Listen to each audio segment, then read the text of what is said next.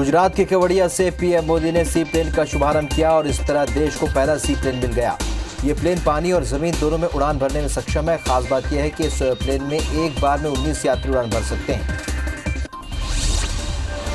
गुजरात में video conferencing के जरिए पीएम मोदी से सिविल सर्विसेज प्रोफेशनल संघ से संवाद किया।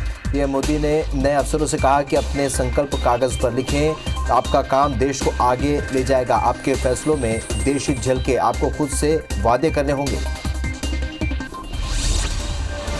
पीएम मोदी ने पुलवामा हमले का जिक्र करते हुए कहा कि जब हमारे देश के जवान शहीद हुए थे उस वक्त भी कुछ लोग राजनीति में लगे हुए थे। ऐसे लोगों को देश भूल नहीं सकता। पीएम ने कहा कि उस वक्त वे सारे आरोपों को झेलते रहे, भद्दी भद्दी बातें सुनते रहे। मेरे दिल पर गहरा घाव था, लेकिन पिछले दिनों पड़ोसी देश से जिस तरह से खबरें आई हैं, उन्होंने स्वीकार किया है, उससे इन दलों का चेहरा उजागर हो गया। गुजरात के केवड़िया में पीएम मोदी लौह पुरुष सरदार वल्लभ भाई पटेल की जयंती पर उनको श्रद्धांजलि दी और इस मौके पर पीएम मोदी ने कहा कि देश की सैकड़ों रियासतों को, राज्य रजवाड़ों को एक करके देश की विविधता को आज़ाद भारत की शक्ति बनाकर सरदार पटेल ने हिंदुस्तान को वर्तमान स्वरूप दिया। गुजरात के केवड़िया में पीएम मोदी ने कहा, कोरोना महामारी अचानक आई। इसने पूरे विश्व में मानव जीवन को प्रभावित किया, हमारी गति को प्रभावित किया, लेकिन इस महामारी के सामने 130 करोड़ देशवासियों ने जिस तरह से अपने सामूहिक सामर्थ्य को साबित किया है, वो अभूतपूर्व है। गुजरात में पीएम मोदी ने चीन का नाम लिए बिना जमकर निशाना साधा। पीएम मोदी ने कहा, आज भारत की भूमि पर नजर गड़ाने वालों को मुंहतोड़ जवाब देने की ताकत हमारे वीर जवानों के हाथ में है। आज का भारत सीमाओं पर सैकड़ों किलोमीटर लंबी सड़कें बना रहा है, दर्जनों ब्रिज, अनेक सुरंगें बना रहा है। अपनी संप्रभुता और सम्मान की रक्षा के लिए आज का भारत पूरी तरह से तैयार है। प्रधानमंत्री नरेंद्र मोदी के 2 दिवसीय गुजरात दौरे का आज दूसरा दिन है। पीएम मोदी आज स्टैच्यू ऑफ यूनिटी पर सरदार पटेल को उन्होंने पुष्पांजलि अर्पित की। इसके बाद राष्ट्रीय एकता दिवस परेड में शामिल हुए। गुजरात के केवड़िया में सरदार वल्लभ भाई पटेल की जयंती पर आयोजित राष्ट्रीय एकता परेड में कई कलाकारों ने लोक नृत्य की प्रस्तुति दी। परेड में आदिवासी कलाकारों ने कई मनमोहक नृत्य की प्रस्तुति देकर सबको मंत्रमुग्ध कर दिया। आज राष्ट्रीय एकता दिवस पर पीएम मोदी ने गुजरात के केवड़िया में एकता परेड में हिस्सा लिया। इस दौरान पीएम मोदी ने एकता परेड की सलामी ली। पीएम मोदी आज दूसरे दिन भी गुजरात में रहेंगे। पीएम मोदी दोपहर 1 बजे साबरमती रिवरफ्रंट का उन्होंने उद्घाटन किया। आज पीएम मोदी सी प्लेन सेवा का भी उद्घाटन किया और यह साबरमती रिवरफ्रंट से केवड़िया तक गया है।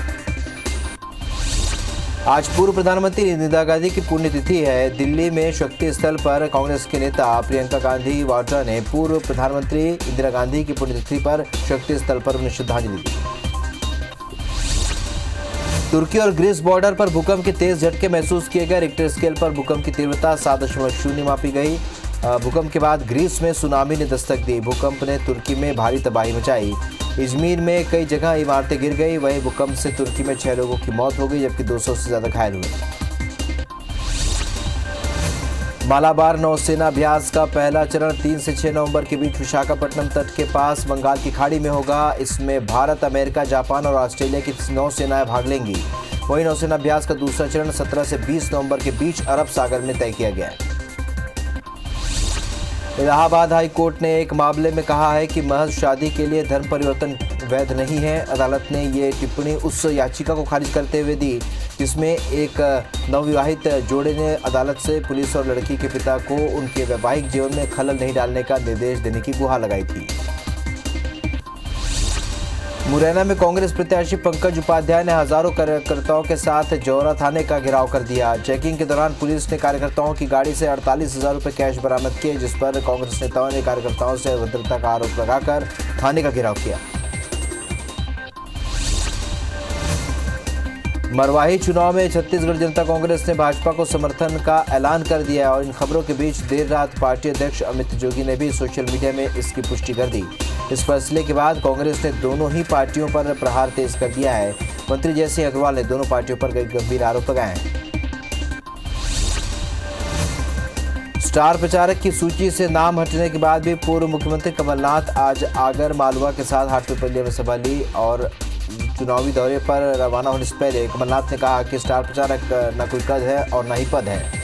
उन्होंने कहा कि प्रदेश और देश में कई चुनाव लड़े और लड़वाए हैं। उन्होंने दावा किया कि बीजेपी प्रत्याशी भारी मतों से हार गए।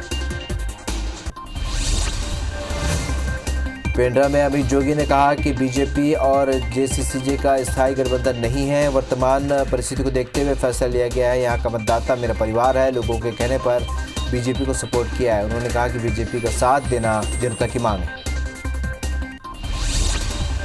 छत्तीसगढ़ के सीएम भूपेश बघेल ने क्वींस क्लब मामले को लेकर बड़ा बयान दिया है। सीएम भूपेश ने कहा, अत्याचार और अन्याय पर सख्त कार्रवाई की जाती है। धौंस जमाने वालों पर सख्त कार्रवाई होती है। मीडिया के सवाल पर उन्होंने कहा कि आप सबको इस बारे में मालूम। बलरामपुर जिले के ककना गांव में कल भालू के हमले में मृत हुए 2 ग्रामीणों का अंतिम संस्कार किया गया, जहां विधायक और संसदीय सचिव चिंतामणि महाराज भी मृतकों के परिजनों के घर पहुंचे और संसदीय सचिव ने मृतकों के परिजनों से मुलाकात कर उन्हें हर संभव मदद का आश्वासन दिया। प्रधानमंत्री इंदिरा गांधी की पुण्यतिथि और सरदार पटेल की जयंती पर उन्हें याद किया गया। प्रदेश के पूर्व मुख्यमंत्री कमलनाथ ने दोनों नेताओं को पुष्पांजलि अर्पित की। कमलनाथ ने कहा कि इंदिरा जी के संपर्क में उनसे बहुत कुछ सीखा है। कमलनाथ ने कहा कि इंदिरा जी के गाइडेंस से ही मैं आज यहाँ तक पहुँच पाया हूँ। छत्तीसगढ़ में कांग्रेस आज किसान अधिकार दिवस मना रही है और कांग्रेस के केंद्र के कृषि कानून के विरोध में रायपुर के अंबेडकर चौक पर कांग्रेस के द्वारा सत्याग्रह आंदोलन किया जा रहा है। सभी जिले में कांग्रेस सत्याग्रह आंदोलन कर रही है। बीजापुर में सीएएफ और सीआरपीएफ जवानों ने 15 फीट ऊंचे नक्सली स्मारक को ध्वस्त किया। जिला पुलिस बल नक्सल विरोधी अभियान में निकले थे, जहां पामेड़ थाना क्षेत्र में सिंड्रमबोर के जंगल में नक्सली स्मारक को ध्वस्त किया गया। पेंड्रा में बड़ा हादसा होते होते टल गया। दरअसल पेंड्रा थाना इलाके में ट्रांसफार्मर में अचानक आग लग गई और इसी दौरान वीआईपी काफिला रास्ते से निकल रहा था। गनीमत रही कि किसी को कोई हानि नहीं हुई। बालोद में नशे में धुत पुलिस वाले ने मासूम से अमानवीय व्यवहार किया। नशे में धुत आरोपी ने 1.5 साल की बच्ची को 50 बार सिगरेट से दाग दिया। आरोपी ने उधार का पैसा मांगने पर मकान मालिक के बच्चे पर सिगरेट दागा। आरोपी अविनाश राय दुर्ग रक्षित केंद्र में पदस्थ है। घटना बालोद जिले के सिवनी इलाके की है। बालोद में बच्ची से अमानवीय घटना को लेकर डीजीपी डीएम अवस्थी ने सख्ती दिखाई और आरोपी पुलिसकर्मी को बर्खास्त कर दिया। बता दें कि आरोपी ने शराब के नशे में मासूम बच्ची पर 50 बार सिगरेट दागा था। दुनिया भर में कोरोना संक्रमितों की संख्या 4,58,00,000 के पार पहुंच गई है। वहीं कुल मौत का आंकड़ा 11,93,000 के पार हो गया है और अब तक दुनिया में 3,32,00,000 से ज्यादा मरीज ठीक हो चुके हैं। 1,14,000 एक्टिव मरीजों का इलाज जारी है। कोरोना संक्रमण में अमेरिका पहले नंबर पर बना हुआ है। देश में कोरोना संक्रमितों की संख्या 81,36,000 के पार पहुंच गई है। देश में अब तक 74,30,000 मरीज ठीक हो चुके हैं। वहीं कोरोना से अब तक 1,21,000 से भी ज़्यादा लोगों की मौत हुई है। देश में एक्टिव केस लगातार घटते हुए 5,52,000 हो चुके हैं। हालांकि पिछले 24 घंटे में 48,000 से ज़्यादा नए मरीज सामने आए। मध्य प्रदेश में कोरोना के 691 नए केस मिलने से संक्रमितों की संख्या अब 1,70,000 के पार पहुंच गई है। प्रदेश में 12 मौत से कुल आंकड़ा 2,941 पहुंच गया है। वहीं 1,074 मरीज की डिस्चार्ज होने से कुल आंकड़ा 1,58,000 पहुंच गया है। अभी 9,294 एक्टिव मरीजों का इलाज जारी है। हॉटस्पॉट इंदौर में संक्रमितों का आंकड़ा 34,000 के करीब पहुंच गया है। छत्तीसगढ़ में 24 घंटे में कोरोना के 1,718 नए मरीज से आंकड़ा अब 1,85,000 पहुंच गया है। वहीं एक्टिव मरीजों की संख्या 22,350 पहुंच गई है और 19 मौत से कुल आंकड़ा अब 2,000 के पार पहुंच गया है।